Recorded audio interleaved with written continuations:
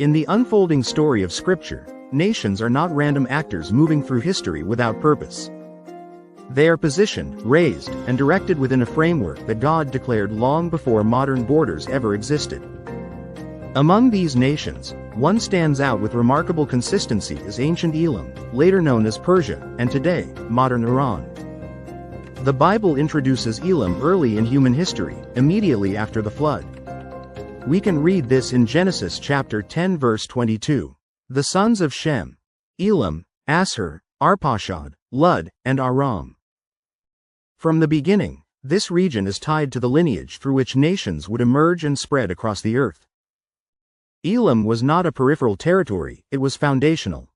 And throughout Scripture, it appears again and again, sometimes in obscurity, sometimes in prominence, but always within the scope of God's unfolding plan. Centuries later, through the prophet Jeremiah, God speaks directly to Elam in a passage that is both sobering and forward-looking. It is not merely a historical judgment, it reaches into what the text itself calls the latter days. God said in Jeremiah chapter 49 verse 35, "Behold, I will break the bow of Elam, the mainstay of their might."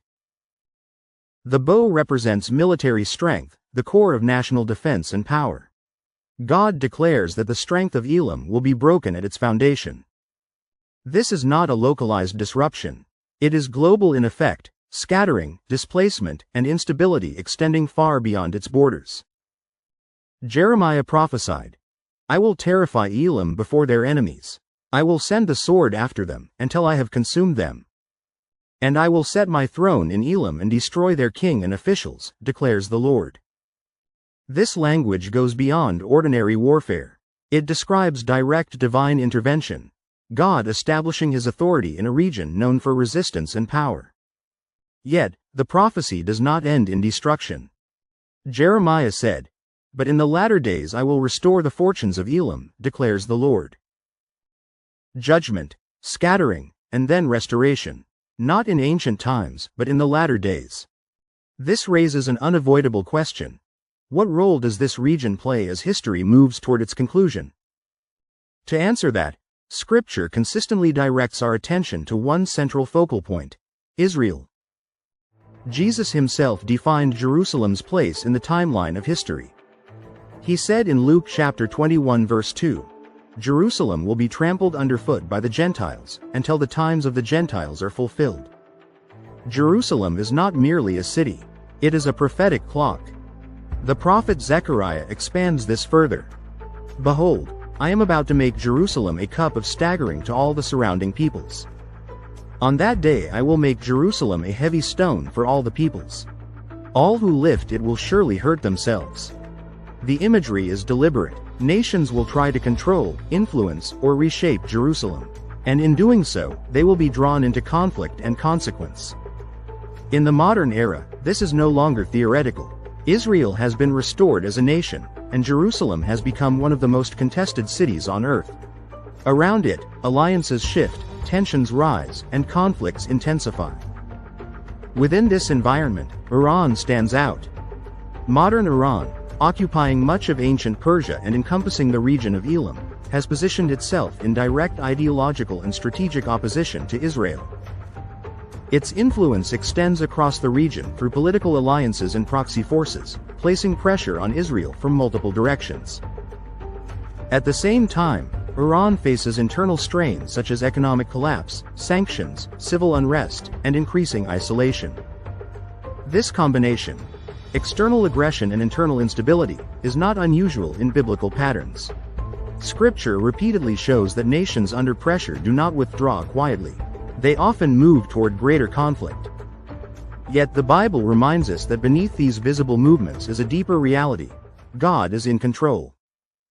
As the book of Daniel puts it, He changes times and seasons, He removes kings and sets up kings.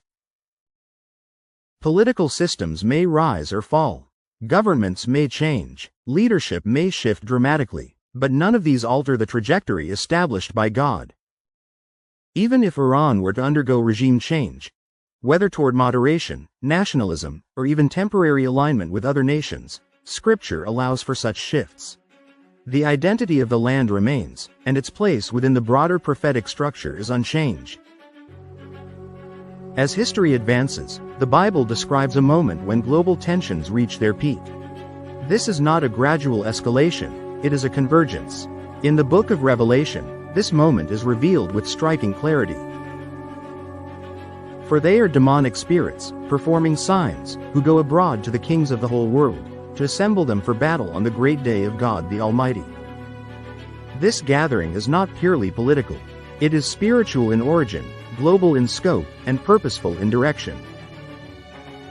As Revelation chapter 16 verse 16 puts it, and they assembled them at the place that in Hebrew is called Armageddon. The nations are drawn intentionally, decisively, into one final confrontation.